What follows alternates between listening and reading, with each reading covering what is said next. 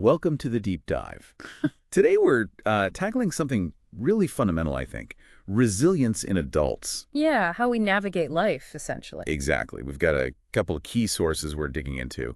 One's a scientific review, methods for measuring the resilience of adults. Right, looking at the actual scales and tools researchers use. And the other is the big Wikipedia entry on psychological resilience. Yeah, That gives us the broader picture.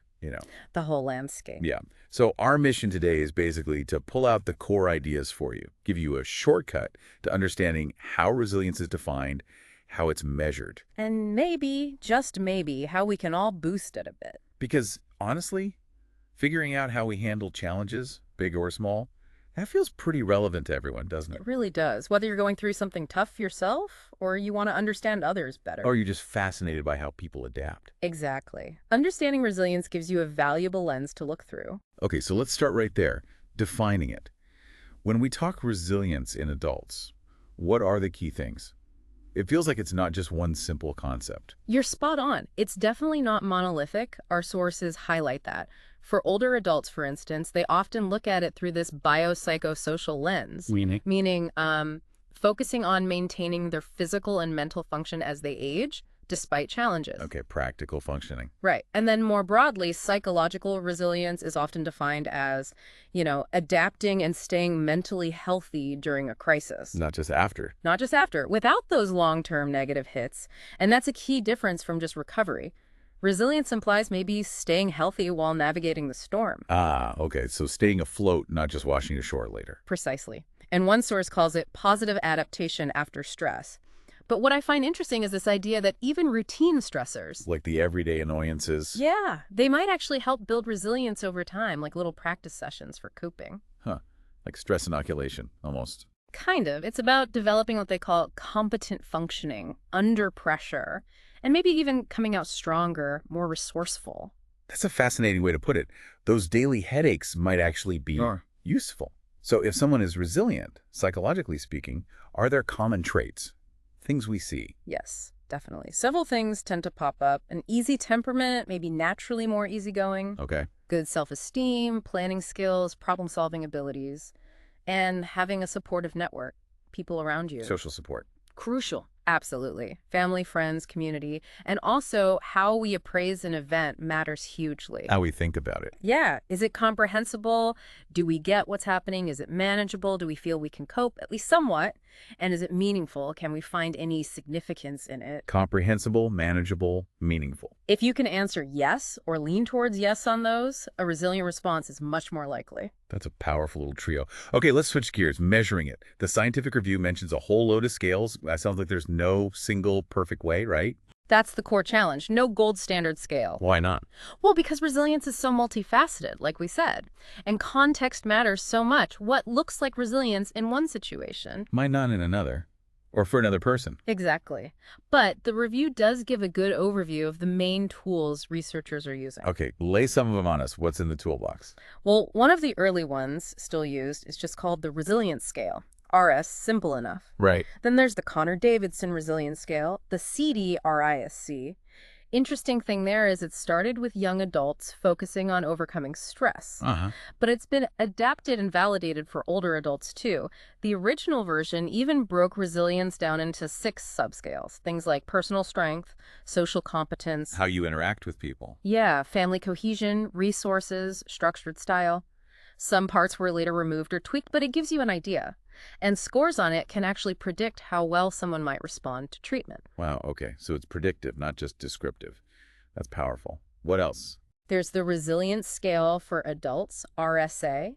That one looks at a broader mix adaptive personality traits, supportive environment, fewer stressors. Fewer negative things happening. Right, and what they call compensating experiences, positive stuff that buffers the stress. It's validated for adults 1974, though the early studies were mainly Latin American and Anglo-American women, which is worth noting. Good point about the populations. Then you've got the Brief Resilience Scale, BRS, much shorter, quicker assessment. For when you need a snapshot. Makes sense. And didn't the review mention some scales developed in Russia? It did. The Child and Youth Resilience Measure, CYRM, found useful for adults too, and specifically designed to be sensitive to diverse cultural experiences within Russia. Okay, culturally sensitive. And another one, the psychological resilience scale. That focuses more on maintaining a positive attitude, self-esteem, personal competence, interpersonal control. Developed using existing data, and it can track changes over time. So you can see if resilience is shifting, like checking if those resilience muscles are getting stronger. Sort of, yeah. And they even have scales for physical resilience. Really? How does that work? The physical resilience scale looks at getting back physical function after, say, a hip fracture, a stroke, or a chronic disease flare-up. Recovery from physical hits. Exactly. It asks people to identify difficult aging-related physical issues and then agree or disagree with statements about their recovery ability. Seems pretty reliable and valid. Interesting. And finally, it mentioned a big human resilience test proposed in Russia, 106 questions, but it needs more validation work. Sounds like a really diverse toolkit then, each grabbing a different piece of resilience. But with all that variety, what makes a good resilience scale? What are researchers looking for? Good question. The review lists key criteria. Content validity, does it cover the important stuff? Does it measure what it claims to? Well, does it cover the aspects first? Then internal consistency, do the questions hang together, measuring the same underlying thing? Criterion validity, do the scores line up with other related measures? Construct validity, does it really measure the theoretical idea of resilience? And then reproducibility, do you get consistent results over time?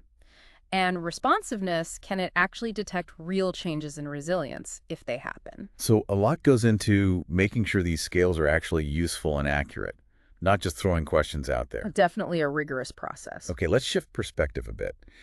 The Wikipedia source really hammers home that resilience isn't just a fixed trait, but also a dynamic process. What does that mean for us, practically? It means it's not just something you have or don't have. It's something that develops, that unfolds over time. Something you build.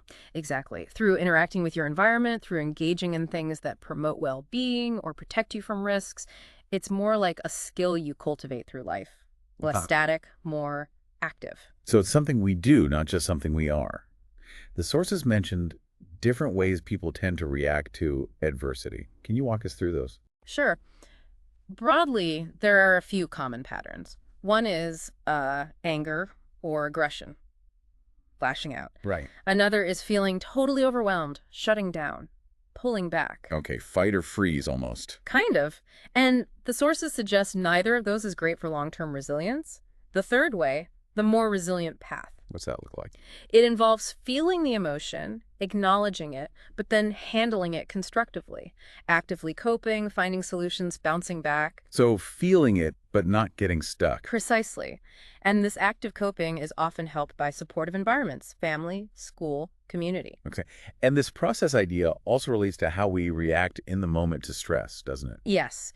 You can look at resilience as the ongoing development and as the immediate response process to a specific stressor. How did that play out? Researchers look at the initial stress hit, how things change dynamically, the recovery pattern, and what they find is more resilient people tend to show a smaller initial stress spike. Less of a jolt. Less of a jolt and a faster return to their baseline. They recover quicker. That clicks.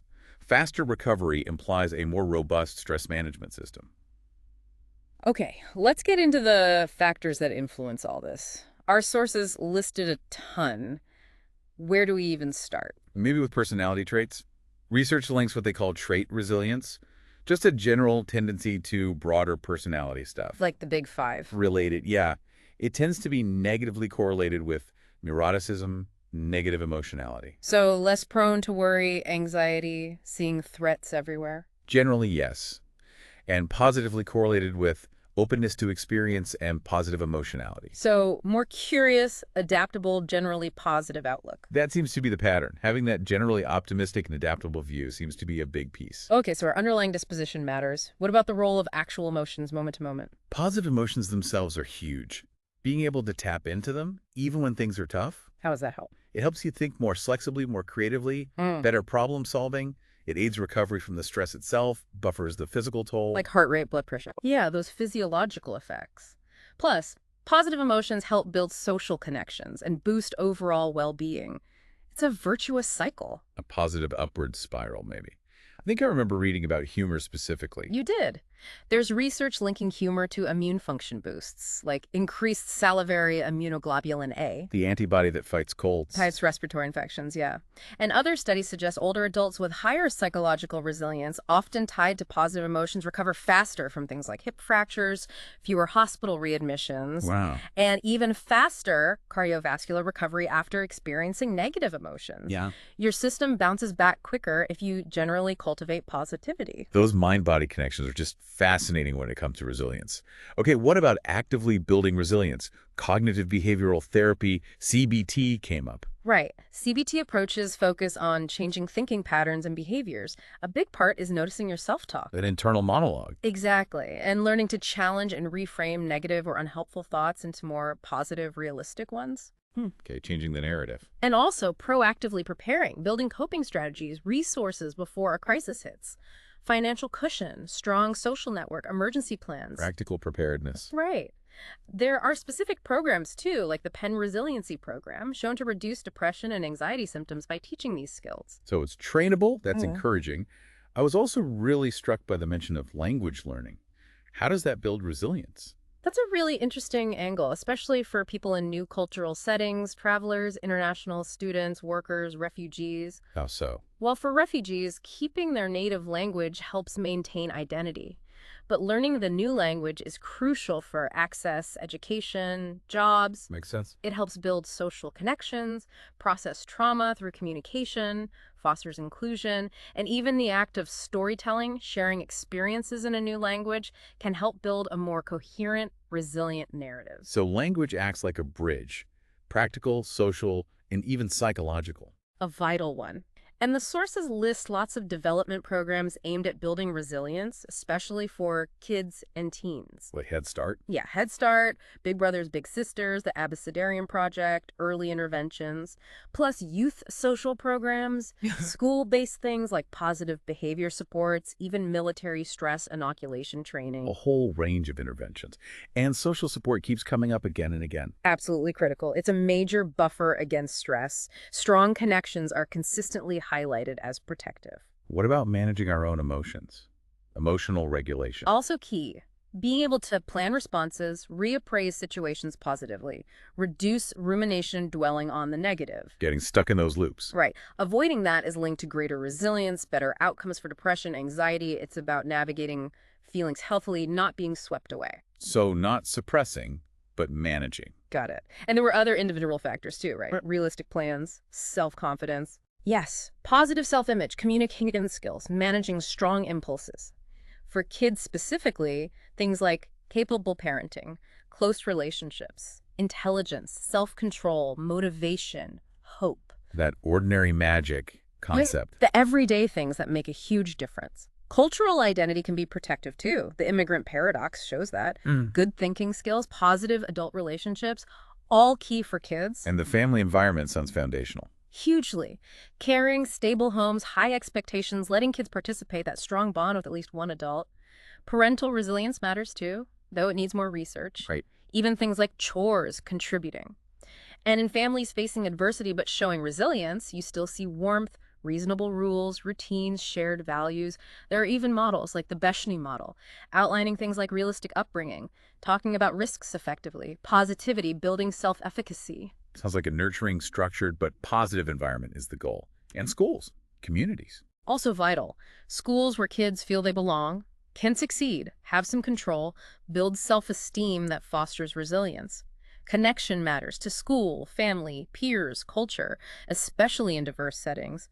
Cultural pride helps. And the community. Social organizations, good communication about services, though frequent moves can disrupt that community connection, which is a risk factor. So it's this whole ecosystem, individual, family, school, community. But there was a counterintuitive point in the Wikipedia entry about kids resilient to early adversity, maybe having worse outcomes later. Yeah, that's a really important and sobering finding from one study. It suggests maybe the focus should be less on just building resilience to trauma and more on preventing the trauma in the first place. Because weathering it might have hidden costs down the road. Potentially. It raises ethical questions about just focusing on individual coping without addressing the sources of adversity. Resilience might not be an unalloyed good if it comes at a long-term price. That's a crucial nuance. Okay, briefly, the sources also touched on specific situations: divorce, disasters, bereavement. Right. With divorce, resilience depends on internal factors, external support. Most kids do adjust well, but things like parental conflict, money problems, repartnering can make it harder. Programs can help kids cope. And disasters. Resilience there is looked at individually, communally, even physically infrastructure. Collective effort helps communities bounce back. Individually, processing emotions is key. And losing a family member. Family resilience there is about maintaining stability through reorganization, open communication, empathy, keeping routines going.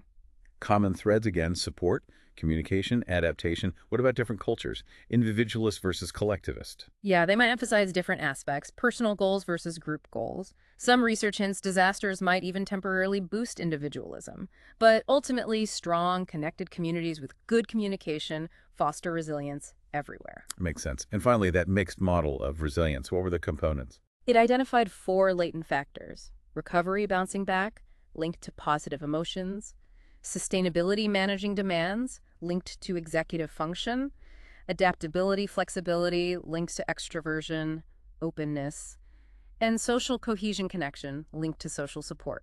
So again, highlighting it's not just one thing, it's a mix of capacities. Exactly. Psychological and social resources working together. Okay, so wrapping up the key takeaways. Well, we've seen resilience as complex, defined differently depending on context. It's measurable, though no single perfect scale exists. Crucially, it's a dynamic process, something that develops. Right, not just fixed. And it's influenced by, well, almost everything. Personal traits, emotions, thinking styles, social support, our environment from family outwards. Understanding all that gives you real insight into navigating life's challenges. Absolutely. Which brings us to our final thought for you, the listener.